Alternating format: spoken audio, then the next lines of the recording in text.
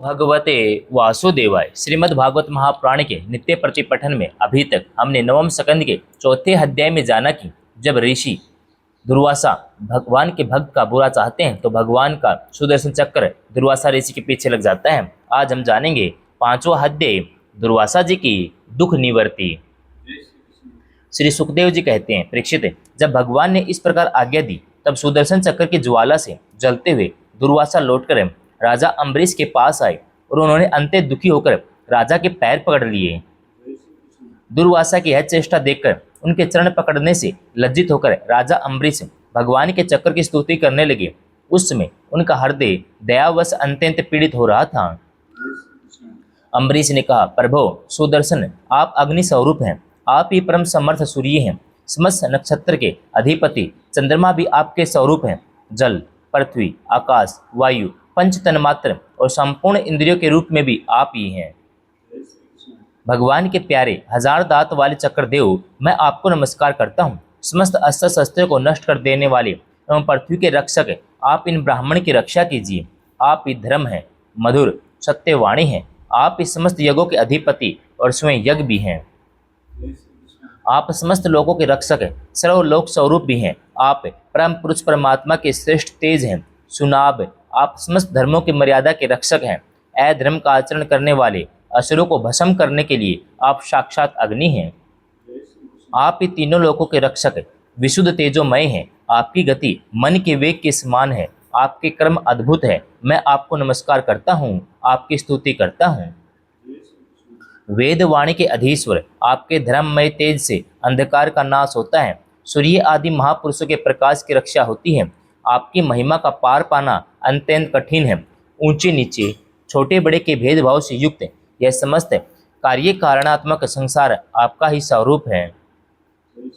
सुदर्शन चक्र आप पर कोई विजय प्राप्त नहीं कर सकता। जिसमें निरंजन भगवान आपको चलाते हैं। आप दैत्य व दानवों की सेना में प्रवेश करते हैं। उसमें युद्ध भूमि में उनकी भुजा, उदर, जंघा, चरण, गर्दन आदि निरंतर काटते हुए आप अत्यंत शोभायमान होते हैं। विश्व के रक्षक है, आप रणभूमि में सबका प्रहार सह लेते हैं। आपका कोई कुछ नहीं बिगाड़ सकता। गदाधारी भगवान ने दुष्टों के नाश के लिए आपको नियुक्त किया है। आप कृपा करके हमारे कुल के भाग्योदय के लिए दुर्वासा ऋषि का कल्याण कीजिए। हमारे ऊपर यह आपका महान अनुग्रह होगा। यदि मैंने कुछ भी दान किया हो, यज्ञ किया हो, अपने धर्म का पालन किया हो, यदि हमारे वंश के लोग ब्राह्मणों को ही अपना आराध्य देव समझ रहे हों, तो दुर्वासा ऋषि की जलन मिट जाए। भगवान समस्त गुणों के एकमात्र आश्रय हैं। यदि मैंने समस्त प्राणियों के आत्मा के रूप में उन्हें देखा हो, वे मुझ पर प्रसन्न हो, तो दुर्वासा की हृदय की सारी जलन मिट जाए। श्री सुखदेव जी कहते हैं, जब राजा अम्बरीश ने दुर्वासा की सब ओर से जल आने वाले भगवान के सुदर्शन चक्र की इस प्रकार स्तुति की, तब उनकी प्रार्थना से चक्र शांत हो गया।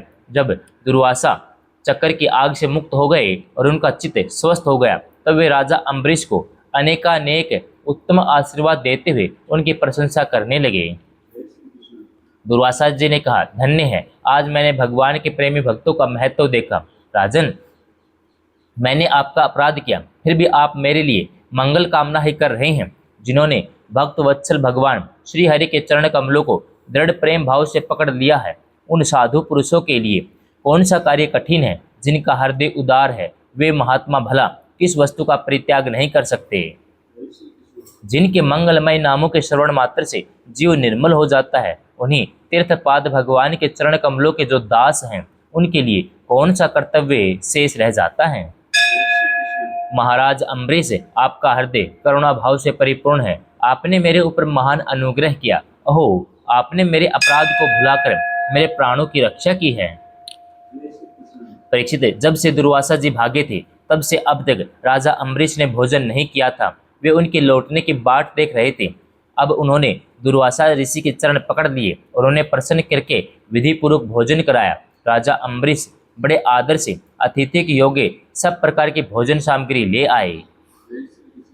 दुर्वासा जी भोजन करके तृप्त हो गए। अब उन्होंने आदर से कहा, राजन, अब आप भी भोजन कीजिए। अम्बरीश, आप भगवान के परम प्रेमी भक्त हैं। आपके दर्शन, स्पर्श, बातचीत और मन को भगवान की ओर परिवर्तित करने वाले आतिथ्य से मैं अत्यंत प्रसन्न और अनुग्रहित हुआ हूँ। स्वर्ग की देवांगनाएं बार बार आपके इस उज्जवल चरित्र का गान करेंगी। यह पृथ्वी भी आपके परम पुण्यमय कीर्ति का संकीर्तन करती रहेगी। श्री सुखदेव जी कहते हैं, दुर्वासा जी ने बहुत ही संतुष्ट होकर राजा अम्बरीश के गुणों की प्रशंसा की। उसके बाद उनसे अनुमति लेकर आकाश मार्ग से उस ब्रह्मलोक की यात्रा की जो केवल निष्काम कर्म से ही प्राप्त होता है। परीक्षित, जब सुदर्शन चक्र से भयभीत होकर दुर्वासा ऋषि भगे थे, तब से लेकर उनके लौटने तक 1 वर्ष का समय बीत गया। इतने दिनों तक राजा अम्बरीश उनके दर्शन की आकांक्षा में केवल जल पीकर ही रहे। जब दुर्वासा जी चले गए, तब उनके भोजन से बचे हुए अत्यंत पवित्र अन्न का उन्होंने भोजन किया। अपने कारण दुर्वासा जी का दुख में पड़ना और फिर अपनी ही प्रार्थना से उनका छूटना, इन दोनों बातों को उन्होंने अपने द्वारा होने पर भी भगवान की महिमा बताया। राजा अम्बरीश में ऐसे ऐसे अनेकों गुण थे। अपने समस्त कर्मों के द्वारा वे परब्रह्म परमात्मा श्री भगवान में भक्ति भाव की अभिवृद्धि करते रहते थे। उस भक्ति के प्रभाव से उन्होंने ब्रह्मलोक तक के समस्त भोगों को नरक के समान समझा। तंत्रधर राजा अम्बरीश ने अपने ही समान भक्त पुत्रों पर राज्य का भार छोड़ दिया। स्वयं वे वन में चले गए।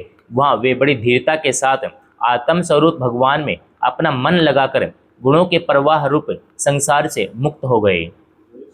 परीक्षित, राजा अम्बरीश का यह परम पवित्र आख्यान है। जो इसका संकीर्तन और स्मरण करता है वह भगवान का भक्त हो जाता है। ओम नमो भगवते वासुदेवाय।